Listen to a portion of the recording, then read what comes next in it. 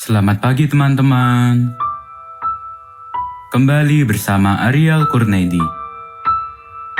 Kita akan merenungkan firman Tuhan dari buku Renungan Pagi, Anak dan Pelajar.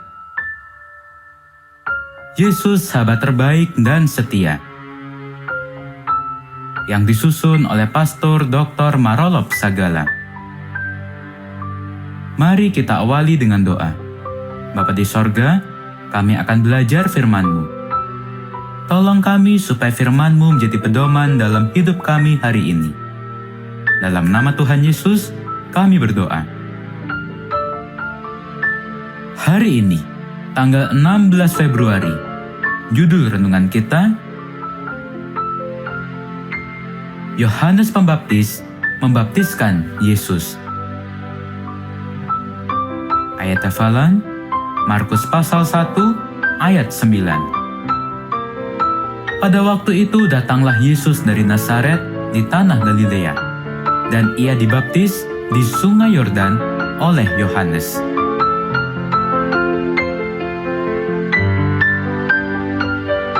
Padang gurun Yudea dan sungai Yordan sangatlah bersejarah. Yohanes Pembaptis yang lahir sekitar 6 bulan lebih dahulu dari Yesus adalah utusan Allah untuk mendahului Yesus dan mempersiapkan jalan untuk Yesus.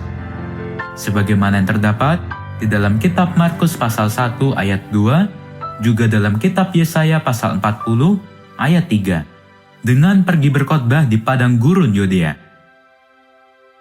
Ketika dia sedang berkhotbah di padang gurun itu, banyak orang datang kepadanya, penduduk Yerusalem, dari seluruh Yudea dan dari seluruh daerah sekitar Yordan. Sebagaimana yang tertulis di dalam kitab Matius pasal 3 ayat 5. Mereka datang kepada Yohanes dan datang untuk dibaptis. Sebagaimana yang terdapat di dalam kitab Matius pasal 3 ayat 7. Lalu Yohanes mengajak mereka bertobat dan kemudian mereka dibaptis di sungai Yordan.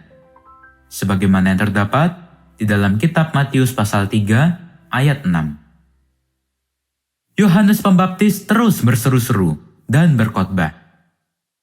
Dengan banyak nasihat lain, Yohanes memberitakan Injil kepada orang banyak. Sebagaimana yang tertulis di dalam kitab Lukas pasal 3 ayat 18. Pada waktu itu, datanglah Yesus dari Nazaret di tanah Galilea, dan ia dibaptis di sungai Yordan oleh Yohanes. Sebagaimana yang tertulis di dalam kitab Markus pasal 1 ayat 9. Ketika Yohanes membaptis banyak orang, dan datanglah juga Yesus dari Galilea ke Yordan kepada Yohanes untuk dibaptis olehnya.